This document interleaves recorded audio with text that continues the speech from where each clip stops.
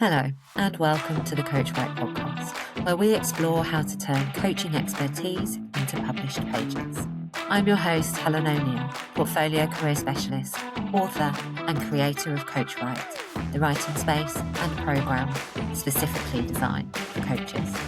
You can get the episode show notes and your free guide to publishing options at coachright.co.uk. It's time for the next chapter. Welcome to the Coach Right podcast. I'm your host, Helen ONeill, recording on Saturday, the 11th of July, 2026, and this is episode 30. In today's interview with Hayley Brackley, we talk all about her book, The 7 Lenses, A New Way of Seeing Neuroinclusion. You'll often hear me say that there's no right way to write, and Hayley epitomizes this.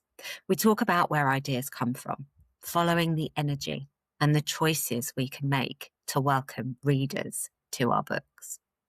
Inclusivity and accessibility are both focuses that align with a lot of us from a values perspective and can be fraught with complication, barriers to our knowledge, and simply just not wanting to get things wrong. Hayley's book seeks to help address that, and there are lots of useful tips in our conversation for how to make your book more accessible. In personal news, this week I made a difficult decision. I decided that I am not going to do a Kickstarter for the annual Plan Your Portfolio. Thank you so much to everyone that reached out with words of encouragement. You can probably hear the pain in my voice as I say this, but I simply have to accept that I won't have the bandwidth to do the project justice. It's a nice problem to have. I've got client commitments, speaking engagements, and of course the launch of the Resilience book. And as I was looking at the time I had available, it was clear that something had to give.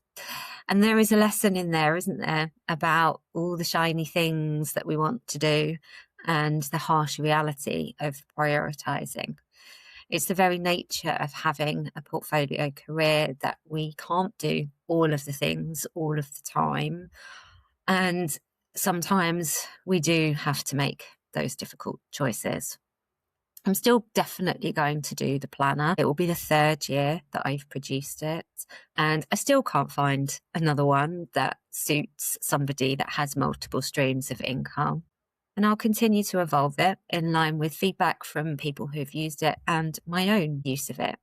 I will make it available to purchase on Amazon as in previous years, but this year, in addition, I will make a free download available to anybody that wants a digital copy, and that will be available in the autumn. On the Resilience book, we now have a title. Again, thank you to those of you that answered the various polls on LinkedIn and Instagram and people that sent me emails. What was incredibly curious was how a handful of people commented on those posts that they thought certain titles were more AI generated than others. AI slop spotting has become a bit of a sport, hasn't it? And it was interesting to notice that some people thought they were being very clever about pointing out that certain titles were AI generated when they weren't. There was one that was, and I put it there quite deliberately to see if anybody noticed, and only one person guessed correctly, which just goes to show that as much as we might like to think we can't always tell. The other thing that I noticed was that all of the commentary was around the subtitle rather than the title itself. And I think that's really important to point out because it's the title that will grab someone's attention and make them consider buying the book. The subtitle, really and truthfully, is there for SEO and GEO purposes. It's there to help surface the book.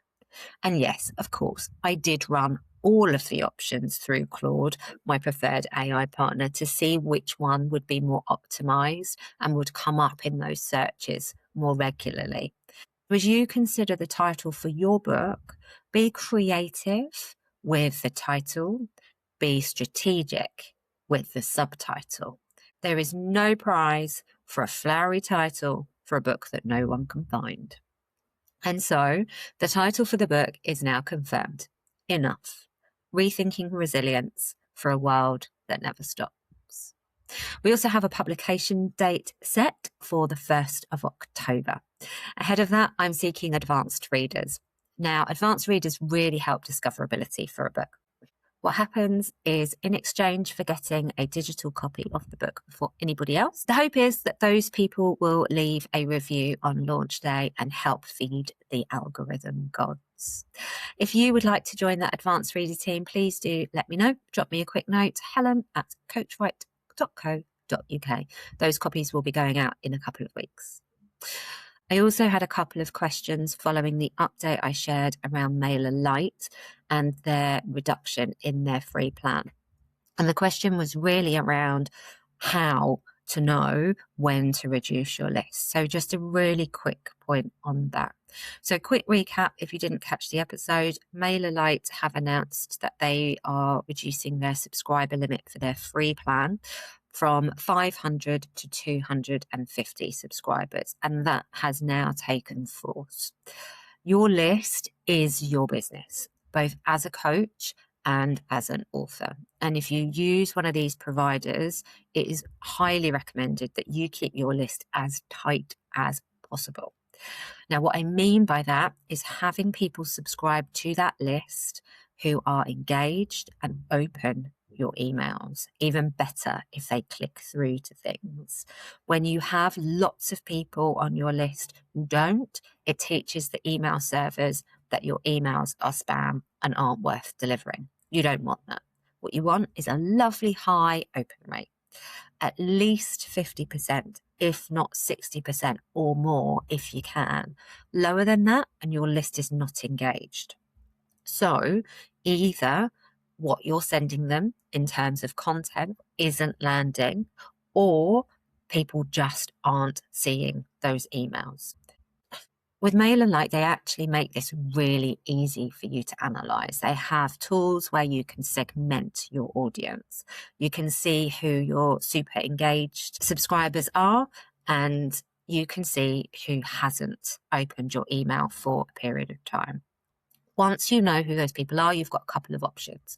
You can either try some sort of re-engagement campaign, basically sending them an email to see whether or not they want to stay on the list, or you can simply unsubscribe them. Now, I know that we like to chase growth, and so this can feel like a bit of a backward step. However, you will see an instant increase in your open rates. And if you're not tracking that, start to. When it starts to decline, it's time to review your community and your content. In coaching news, there is an interesting article in the opening pages of this month's Coaching at Work magazine, summarising some of the topics at the EMCC Global's conference earlier this year. The headline is, "Let's create a partnership with AI." We love the AI bit. And we all know that AI is disrupting our industry. David Clutterbuck called something out that I think is important. He said, pure coaching is now the domain of AI, which can deliver basic level, process-based coaching better than humans, on demand, and at low cost. Because, of course, AI can learn a model. You can take it a problem you want to solve or a goal that you want to achieve, and it will ask you very sensible questions that will help you to get to some sort of outcome by following basic coaching models. What it can't do is the complexity, which is bound to humanity. He posed whether the evolution of human coaching might need to form alliances with other disciplines, such as systems thinking or psychology. He is very wise, and I tend to agree. The other thing he mentioned, which I think is important, is that question of how we bring new coaches into the industry and support early development if AI is going to corner the market for that transactional coaching. We've seen an influx of new coaches post-COVID, in part because so many people were considering their career choices. But what if those coaches are the last ones to build foundational expertise through human-to-human practice? I think a lot about this and protecting the path to mastery. I don't have the answers. Unfortunately, I wish I did, but it does worry me when I hear early career coaches saying they're using AI to support them in the coaching room. And I wonder what that does in terms of deepening their practice. There's nothing wrong with that transactional coaching. It's really useful at times, and it's not all the work all of the time. In publishing news, there's a couple of things to call out today. Kindle Direct Publishing, or KDP as it's known, have announced they're extending their royalty rates on ebooks from $9.99 to $12.99, and that's in dollars. Now, what that means is that ebooks priced in the bracket will now earn 70% royalties, not 30% as previously. Great news. And if you're independently published, that means you've got some admin to do. If your pricing was capped to capture that old rate, it might be worth having a bit of a rejig on Amazon. Although, of course, if you're wide and published on Kobo, Barnes & Noble, etc., they already pay the higher amount. There's an AI bit in publishing news too, as Overdrive, who run the Libby app, have announced they're rolling out AI controls. Libby is the app that you can use to borrow ebooks, audiobooks, and magazines digitally from your library. I'm a huge fan. And what they've said is they are going to introduce filters. So those of us that use the tool can opt out of AI-generated content. This includes machine translations and AI-narrated audiobooks. The effectiveness of this will, of course, be down to the declaration that the publisher makes. When you publish any kind of book or audiobook, you have to declare what level of AI support you use in the process. So, for example, in my print books, I declare that I use AI to support the editing process, but that no substantial text in any of the books is AI generated. And it's an honest system, so people could lie or make a mistake. What I think is really interesting, though, is that it's about choice. People might not mind if a book they want to listen to is only available with an AI narrator, and they might be willing to pay a premium for one that's narrated by a human. That AI labelling is a massive topic of conversation in publishing, in coaching, in social media.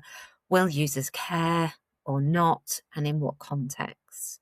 I do wonder if this is where we're starting to see the separation between AI and human crafted content. And a bit like we can choose to buy a mass produced printed poster or a human painted piece of art with price tags to match, of course. This will be how we make our content choices moving forward. And I can't help but notice once again, there were similarities in the narrative across the author and coaching spaces. I'm sure I'll return to this many times again. Right, that's enough from me. It's time for the interview with Hayley and the next chapter. I am delighted to welcome this week's guest, Hayley Brackley, neurodiversity consultant, coach, speaker, and the founder of Great Minds Don't. Through lived experience and years supporting neurodivergent individuals and the organisations around them, she challenges outdated assumptions and turns good intentions into meaningful change. She's also the author of the fabulous The 7 Lenses, A New Way of Seeing Neuroinclusion. Welcome to the show, Hayley. Thank you very much, Helen. It's a delight to be with you. I am really looking forward to our conversation today. So if you can start by telling everyone a little bit more about you and your path to publication. Thank you very much. So my path to publication, I guess, probably really started back in school. I am dyslexic, and I found out in school, and I really struggled with writing. And I found it to be the most onerous thing in the world. And if you went back all those years and sat down opposite me and said, one day you'll publish a book, I would have absolutely laughed in your face. There was no way on any earth that would have happened. And so I kind of moved through school and into the world of work, coming into the work that I do now, working as a consultant. And in the work that I do, what I was finding was I was having lots of conversations about specific things, specific places, and I wanted there to be a way of looking at things just differently. And I wasn't quite sure of what the best way to put that out into the world was. And so I came up with this idea, this concept of 7 lenses, but it actually wasn't the first book that started. So I think The Seven Lenses was about the third book that I was writing simultaneously out of 6.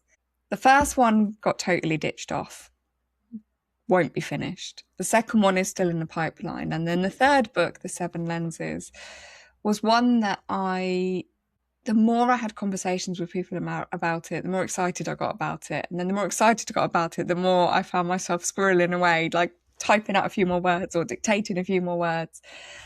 And then all of a sudden, Christmas last year, I'd got to about 75% of the way through the book. I'd got a vague plan of the chapters, and I was like, I could finish this by the end of the year. Mm-hmm. And I did. So I guess that takes me up to writing the book and then publishing the book. I had this absolute stall of, oh my word, I've got all of these words written down that I've written that I have to show somebody else. And I felt so shy about the idea of letting somebody see what I'd written, and kind of felt as exposing as, imagine walking into a room of people and just start singing out of nowhere, you know, and for some people that would be absolutely fine. But for the most of us, that would feel pretty kind of... oh yeah, my worst nightmare. Yeah, absolutely. And so, yeah, the idea of just being like, here's my thing, like, please don't judge it too harshly. Please like it. Please don't say mean things. And so eventually I managed to get out to some beta readers, and I got kind of amazing feedback, really valuable, helpful feedback. Worked through that. And then I have an amazing assistant who navigated the pathway of self-publication for me, which, I mean, thank goodness, because there's no way I'd have got through all of that. I struggled enough just with the little bits that she asked me to make decisions on, let alone the trawling of paperwork and who knows what else. And I guess that really takes us right up to it being published. Fantastic. Oh my goodness. And there's so much to delve into. I always love it when people tell me their stories and I'm like, oh, I want to know all the things about all of these stages. So the first thing probably to look back on is the ideas stage, because I'm sure a lot of people listening will resonate with that. I think you're in one of two camps, aren't you? You've either got no idea where the ideas come from, or you're inundated with ideas and it's really difficult to decide which one. And clearly from your experience, you were in the latter camp of the two. Yeah. And what I loved is that it was almost the energy that helped you decide which one to pursue first, not necessarily that all of them will never be published, but this particular one was the one that stood out for you. So what specifically was it about that book and that energy that called to you? That's a great question. I think it was that it was doing something that I'd not seen anything else do. Mm-hmm. So last year I went to a festival for facilitators. It's called the School of Facilitation Festival. And I spoke at that event, and I spoke about the 7 lenses. So it was a concept that was kind of percolating in my brain, and I just started to formalise it. And then I went and I delivered it, and it was a 20-minute talk. And 20 minutes is quite a difficult time span to cover anything. So I went in and I did this talk, and then I had such great conversations afterwards about it. And then I sort of wrote the first chapter or so in the weeks after that, and then didn't know quite what to do with it.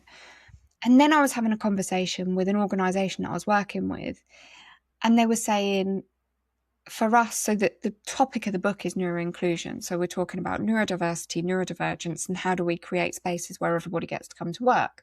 And so I was having this conversation, and somebody was saying, you know, the topic's just got so big now. We've got so many conditions that we're not aware of. If people come in, we don't know what to say and we don't know how to respond. And I thought, be great if there was a book that, you know, or a resource that you could give somebody that just said, have a read of this and see what you think.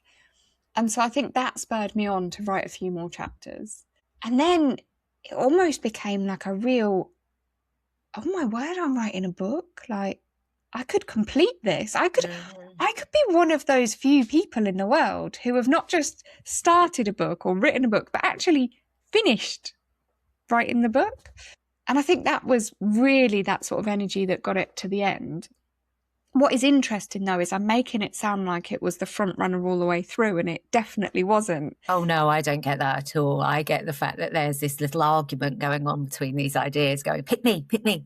Yeah, it absolutely was. And it would be things like, I'd be in the shower. All good ideas come in the shower, Obviously, right? yeah. I read yesterday that apparently this is called parallel thinking, that you think best whilst doing something else. Okay. So I'd be in the shower and I'd be like, that needs to go in that book. And I'd literally like come down and immediately start adding those ideas, or I'd voice note myself and be like, remember to add this, this and this into that book. And I remember there was a couple of times where I couldn't remember which book it was that I wanted to add it into. I just knew that this was a really good idea. And then I'd have to go and read all 6 manuscripts to then work out which one of them it assigned to. So yeah, the best way I can describe it is, at the seaside you have the arcades, and they've got this machine, and it's got the horses, and you put your 2p's in, and then the horses race each other, and nobody knows who's going to win. You know, that was exactly what it was like. It was as much a surprise to me when that one was finished as it would have been to anybody else. I think that's brilliant. And I also think it's really important for people to hear that I always say there's no right way to write.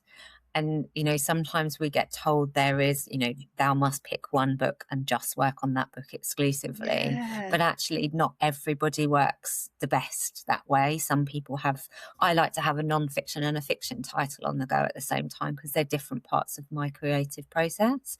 And it sounds like for you were just leaning into, I can hold this amount of ideas, but I need to prioritize different ones at different times, depending on kind of, like you say, where the inspiration comes from.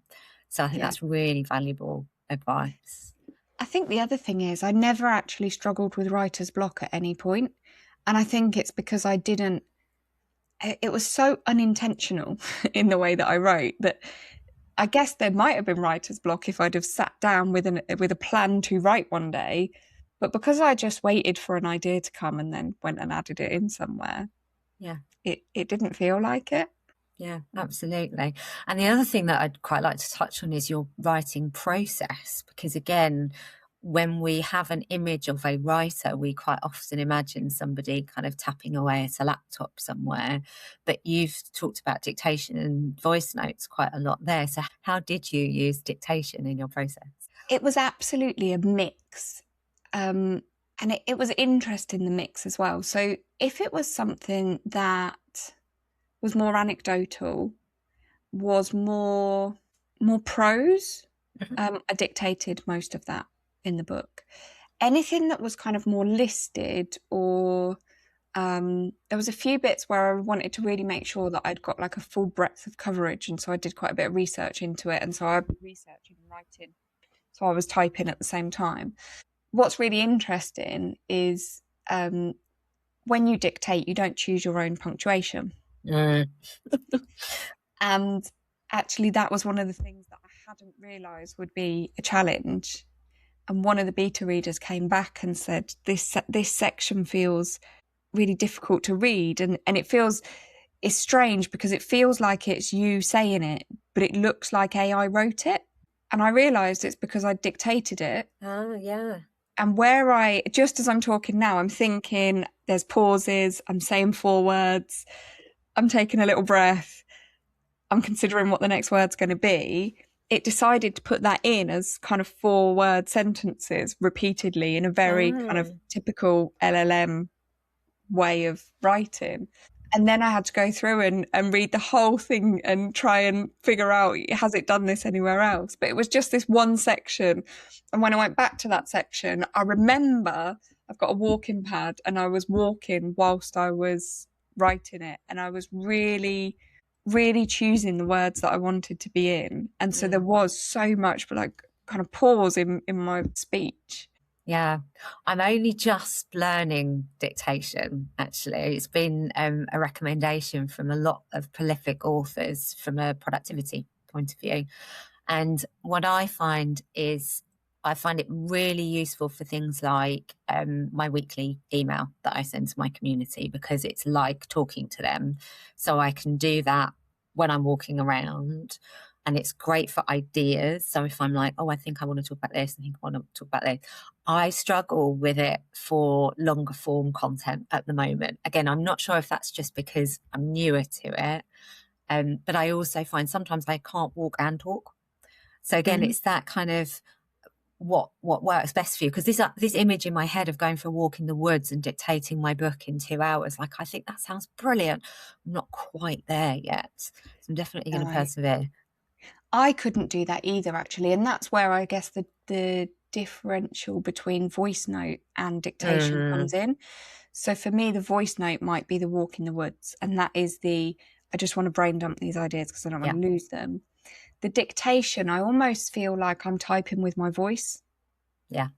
So I've got it on, when you're typing, I don't know, I'm a touch typer, so I would look at the screen and see and I would see things and perhaps change them as I'm typing it and know what's right and what's not right. And I would be doing exactly the same thing. I'd just be using my voice so I would have to stand at my desk or sit at my desk to dictate. I'd have to have the dictation window open and see what I was dictating. I couldn't just go for a stroll. And I do wonder whether that is the difference between consciousness that we want to share and consciousness that we want to verbalize. Yeah, that's a really interesting thought. And it also links back to what you said about sharing your work. So again, I quite often say when people are writing, write with the door closed and mark it with the door open. And because again, it's that difference in giving yourself permission to write whatever you want to write and know that nobody has to see it. And then you make the choice as to whether or not you are going to share it. And that's true for everything, isn't it? The first time we start posting on LinkedIn, it's incredibly daunting. And then suddenly you get used to it and you don't think about it. Of course, the same is true when you're writing a book, but yet it still comes as a surprise. Yeah, absolutely. And I felt absolutely terrified. And I've already mentioned neurodivergence. I really find it quite difficult, the idea of kind of rejection. There's a lot of sensitivity there. And the idea of putting it out into the world, I did sit on it for a little while and actually consider just not publishing it because I didn't really know. I didn't know what it would feel like. I didn't know what it would be like. And I had this awful idea that, I'd put it out there and there'd be this tumbleweed of sales and then a 1-star review would appear and nothing other than that. Yeah. And that is true for every author, and particularly true for those that have particular traits. So what wisdom can you share around navigating that fear part of the process? For me, and I think it is individual, for me it's about having the right people in your corner. I chose my beta readers really carefully, and I chose people that would give feedback that was constructive, but in a kind of kind and supportive way. I used AI with the feedback. And I found that to be really valuable in just separating out opinion and I guess what I'm going to call good practice. Is that there are some things that somebody just might not like because that's not their style. And then there are other things like the ridiculously short sentences that are just not great practice. They did not look good on the page. And then when there was a conflict so one beta reader said, I really, really like this bit. And the other one said, I don't actually like this bit. So AI was really useful for that. But then just the kind of close friends that you can have those conversations with and say, I feel a bit grim about putting this out into the world. And people, coming back and saying, it's going to be all right. I've got your back. That helps. And I think also asking people, if you want somebody to share your book when it's published, people don't generally pick up on hints. That's my experience. There's not many people out there that go, okay, let me proactively think about the fact that you've got a book and that you might be feeling a little bit intimidated about putting it in the world. So what is it that I could do to support you? And even when they're the most lovely people, that tends not to happen. So I think if there's something that will help you to feel safe, find the person that's the right person to ask. And you know, I was blown away by the number of people that were massively supportive. It was incredible. Yeah. And I'm grinning from ear to ear as you're talking, because the reason I started this podcast is that coaching and books are my two favourite things. And actually, coach people and book people are my two favourite kind of people. And both of those communities are incredibly generous. And as you quite rightly say, it's not other people's responsibility to know what help we need. It's our responsibility to say. And in both industries, if you don't tell people that you exist or your book exists, nobody's going to know. Yeah. So it is quite like, oh, I've done it and I've put it out into the world, and now I have to tell people. And now I need to tell people that actually, if they've bought the book, it'd be really, really helpful if they left a review. Yes. and that's quite difficult, isn't it? Yeah, it really is. And I'm chuckling a little bit. So I guess for context, the book has been published for 4 weeks today, I think. Congratulations. Thank you very much. And I did do I did it quite kind of on the fly a little bit. There was no grand marketing strategy, I have to confess. But I did do a little bit of a kind of, here's my book, would you like to maybe consider possibly buying it if you would really like to, you know, in a very British way. Mm-hmm. But the thing that's making me laugh is I think I've got 6 or 7 reviews. Have I asked anybody to review it? No, I haven't. Well, let's do that now. If anybody has read Hayley's book, there will be a link in the show notes where you can go and leave a review. Absolutely. Oh, and if you haven't read it, please buy it and then leave a review. Absolutely. Yeah. But only if it's a good one. If it's not, come tell me direct. Yes, absolutely. And I think you're being a bit modest, actually, because the reason that I came across you was your launch campaign originally and the creativity that went into your launch campaign. And that's how we got talking on LinkedIn, wasn't it? Because you'd put some really cool posts on and I was like, these are awesome. By the way, do you want to come on my podcast? So tell us a little bit more about kind of how you did that launch activity and the results that it got you. So I did 0 research. I gave it 0 consideration for what the budget was or even what you would spend money on. And really, the only thing that I really thought about was I'd like to have a tiny little party just with some friends and family to celebrate the book. And almost, you know, a little bit like a kid's birthday party. That was the kind of vibe I'm after. Sounds great. Party rings all the way. Definitely. It was epic. And then the other thing was I really wanted to say thank you to the people that bought the book. And I was like, well, I'm not sure that it's really very viable to give every person that buys your book a gift. I think that's perhaps a little bit silly. It's not really the commercial model that we'd be aiming for. No, it's definitely not a way to get rich from writing books, is it? No. So instead, I was like, you know, the really great M&S hamper. Yeah. That's what it's going to be. Like, let's let one person win the hamper. And it's like, it'd be lovely if people posted photos, somebody can win a hamper. And I was, it doesn't have to be a selfie, you know, it could literally be a picture of the book on your desk, whatever it is. So I think that quite unintentionally became a part of the marketing campaign. Yeah, it did, sure. In the week beforehand, just tried to talk about it, you know, and I tried to be, I think part of it was actual just honesty of, oh my word, this is the most terrifying thing. This book's coming out next week. I think that was the start of the campaign. I shared a post about how little you earn in Amazon royalties if you decide to publish a hardback book with premium colour printing and don't want it to bankrupt anybody that buys it. So with an encouragement, maybe people should buy the paperback. You know, like, please don't think you're making me really rich by spending 20-something pounds on a hardback book. Paperback or Kindle is awesome. And yeah, just talking about it and having a bit of fun. The graphics that I created, I really enjoyed making them as well. And I guess I didn't take it overly seriously either, which helped as well.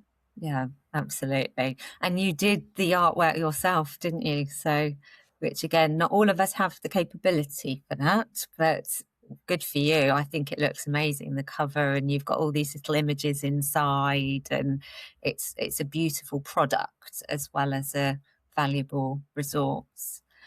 And it would Yeah. be remiss of me not to talk about the content of the book a little bit too. Now, we're not going to have time to go through all 7 lenses, but tell us a little bit about kind of the premise, and maybe talk about one of the lenses that listeners might be interested in.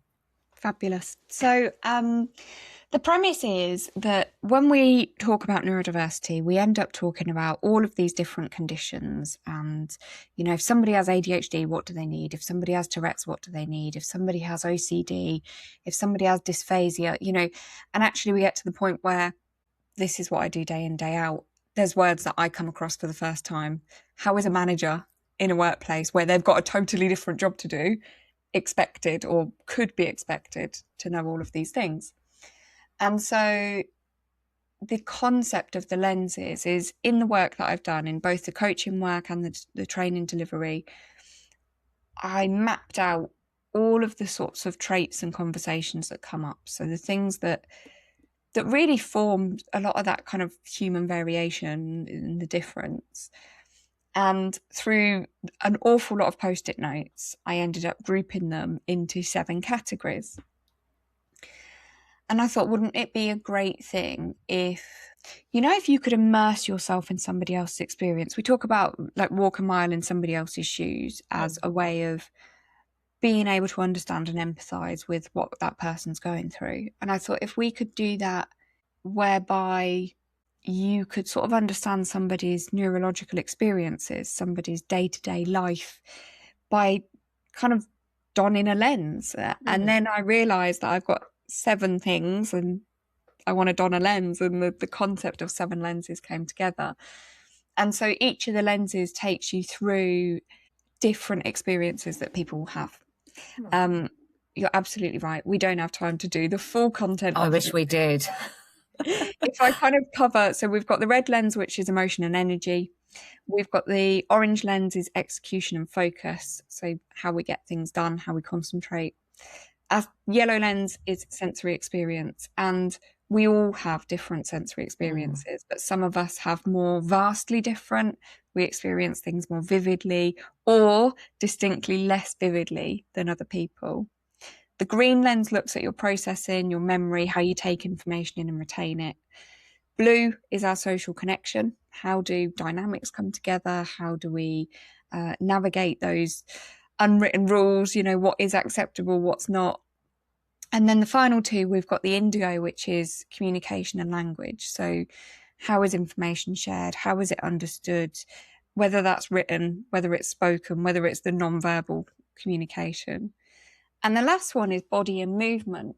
And that's probably the one that I'm going to kind of zoom in on a little bit, is the violet lens. When we talk about neurodivergence, we often think more about the kind of activity that feels very much limited to how the mind works. And actually the violet lens is, what does the body need for the mind to work? Yeah. So is it that somebody needs to be able to move their body to regulate, to be able to concentrate? Or is it that somebody has limited dexterity? So, you know, when you expect them to be able to just sit and handwrite, they can't. Or when you chuck them a ball and assume that they're going to catch, because everybody can catch a ball, right? Well, no, not everybody can catch a ball. Some people, that's going to hit them in the face. And I think, again, we think about the concept of somebody writing. We imagine somebody sat still in a really peaceful environment, just sat tapping away. Well, for some of us, we're going to do our best work by standing, by being on a walking pad. Some people will be the person that walks around the woods and does their absolute best work there. Some of us are going to be absolute fidgeters. You know, we're going to be sat backwards on our chair, finishing it off.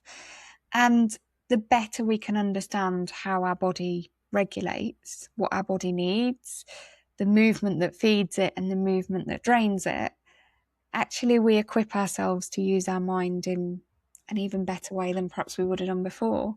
Yeah, really important.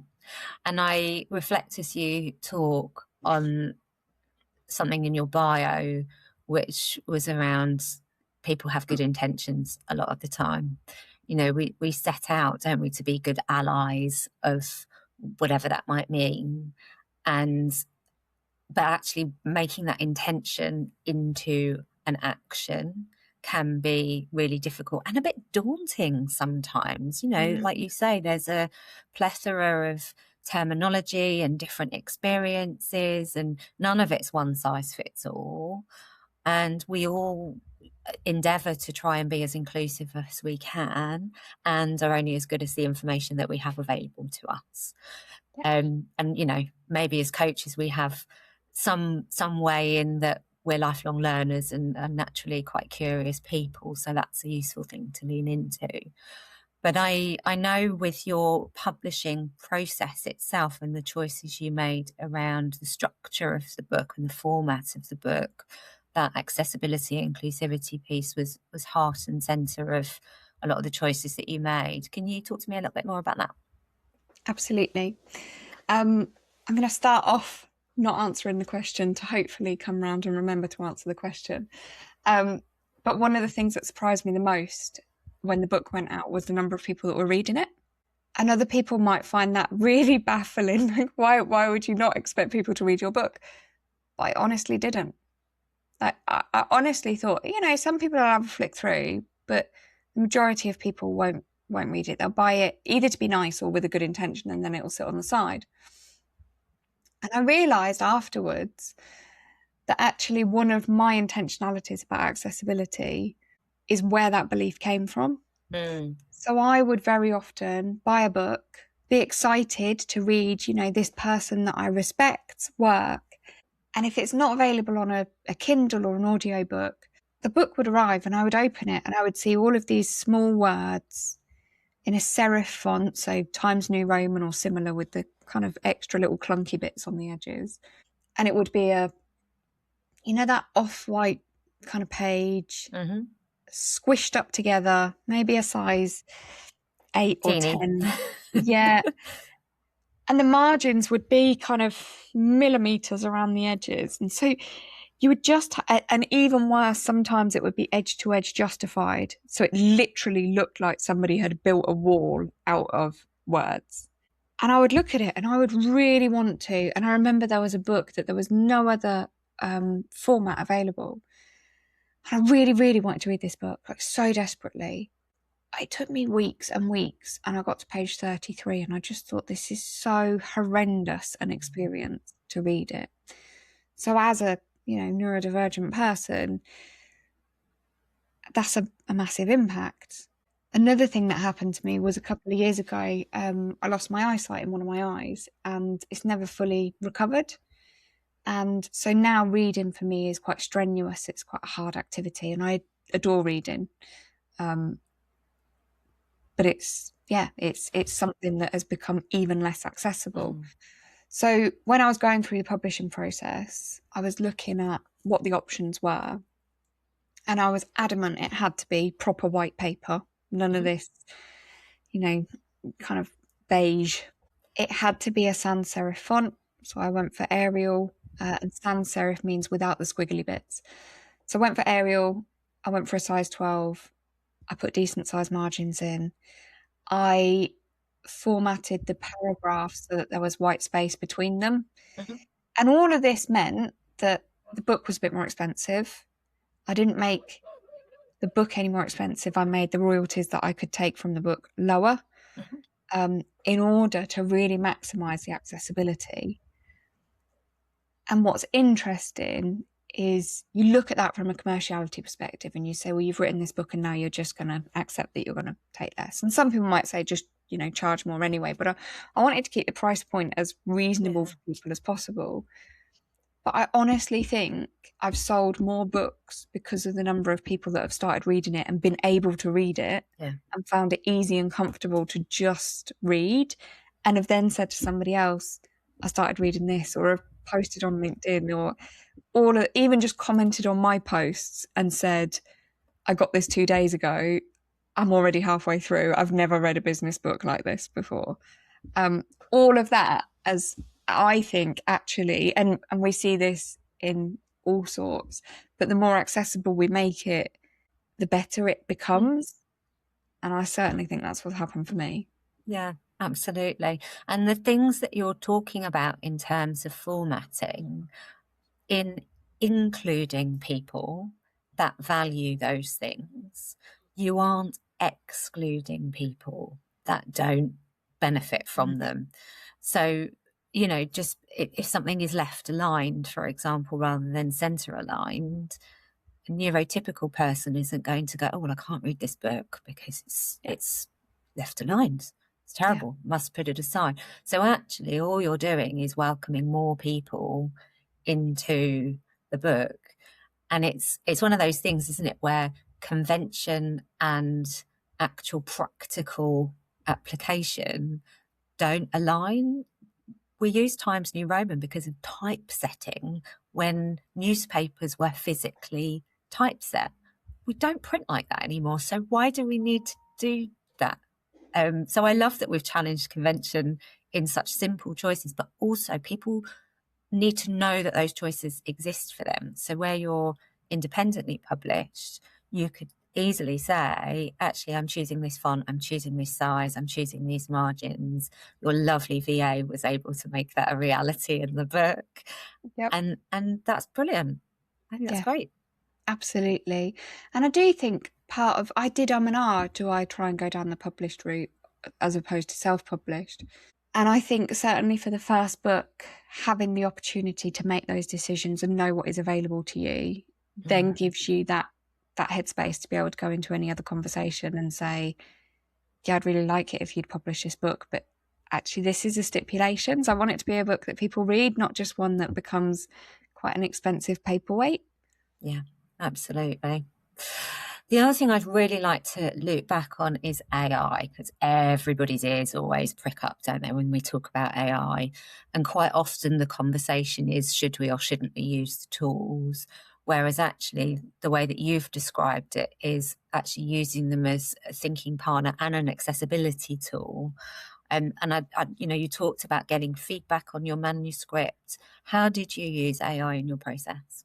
So I did try at one point. I was like, I can't get this chapter right. And I thought, let me, there's loads of LLMs out there. Let me feed it what I've written already and get it to write it. How did that work out for you?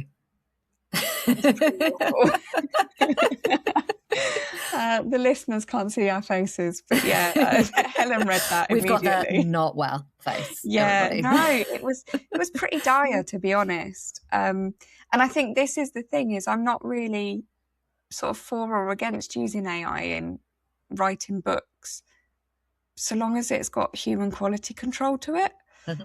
And I would have spent more time editing what it had said than actually I could have just written it myself. So I did try that. It wasn't for me. Things that were really helpful.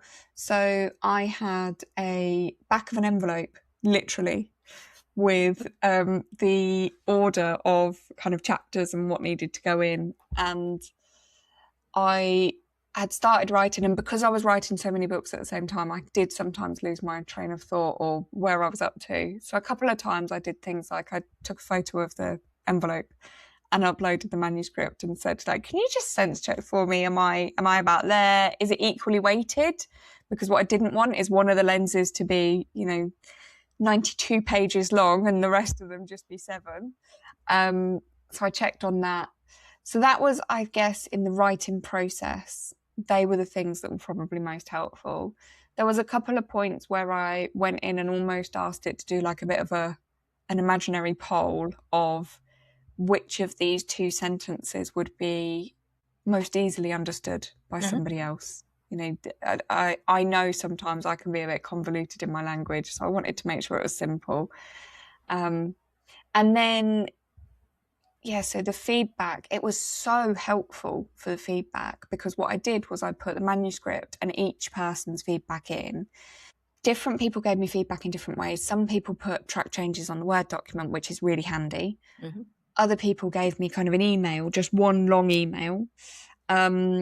One person gave me kind of WhatsApp messages where they'd taken photos of each section and put it in. Okay. And so to have something else do that executive function of matching all of this to where it needs to be and, you know, highlighting, that alone was incredible. And I think it probably took me 3 hours to work through the feedback, whereas if I'd have had to go through and pick it all out myself, I reckon it'd have taken me a month or two. So that was amazing. And then, like I say, the sense check-in, the can you do a bit of kind of thematic analysis about what people are saying? That was helpful. And then the other thing that I did was, because I wanted a range of feedback, there was a couple of people that I asked who sort of said, I don't think I'll be able to read the whole thing. And I said, that's fine. Like, just pick chapters, whatever chapters. You don't have to start at the beginning. And what I then asked AI to do was to reflect on, if you were to replicate this person's feedback across the rest of the book, what else might they have said? Yeah. And then that gave me some more ideas of like, okay, yeah, that if that word there didn't make sense to them, I probably don't want that word over there. Or if they really enjoyed this bit and would have liked a bit more detail, then again, I probably want to add a bit more detail in over there. So that was really useful. I did ask AI for publishing advice. It was pretty useless. I know that we now are just supposed to say that AI is wonderful and it's all about the prompt that you gave it. But what I found was that it was so quick to just make up information and hallucinate, you know, even down to I was asking about which categories to put it in, and it gave me some, and then I looked and I was like, well, there's not one single one of those is on the list. So I'm going to struggle with that.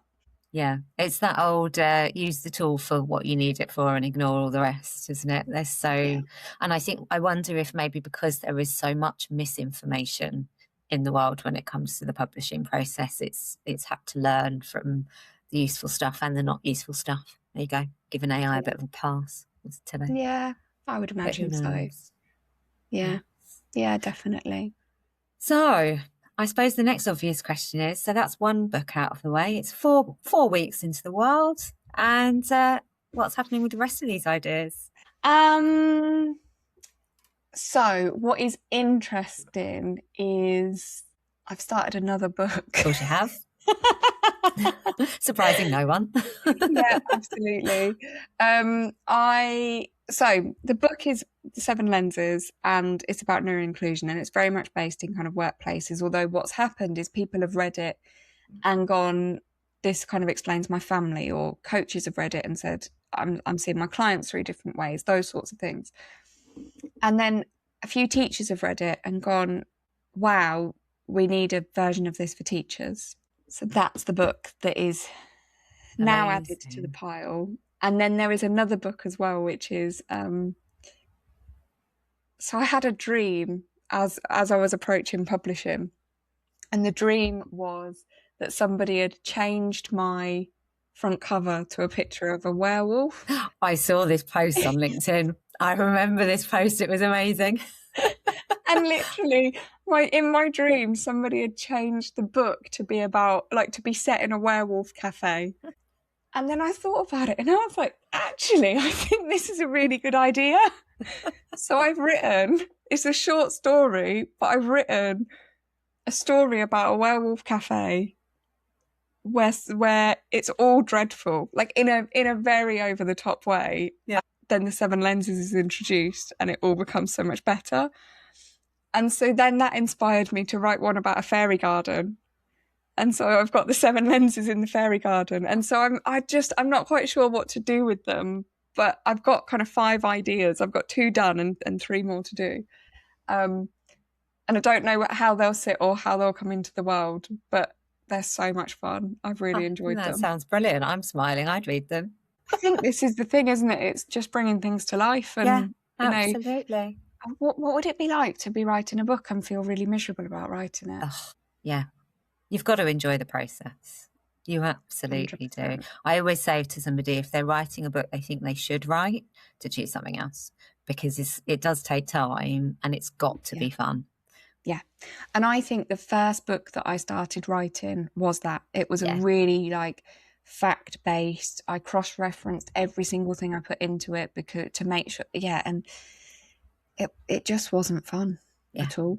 Yeah. And if those are the books that, fill your shelves and that you read after a busy day, then absolutely that's the right kind of book for you.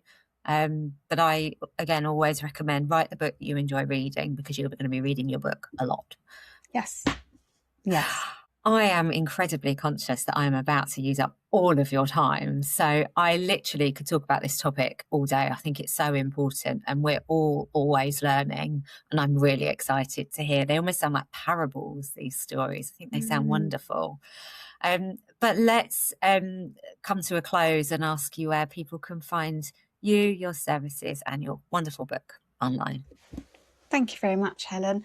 So you can find me hanging out on LinkedIn. I talk about things like werewolf cafes and whether you should do your Zoom calls from the car in the air conditioning and other such really useful things, and a little bit of neuroinclusion as well.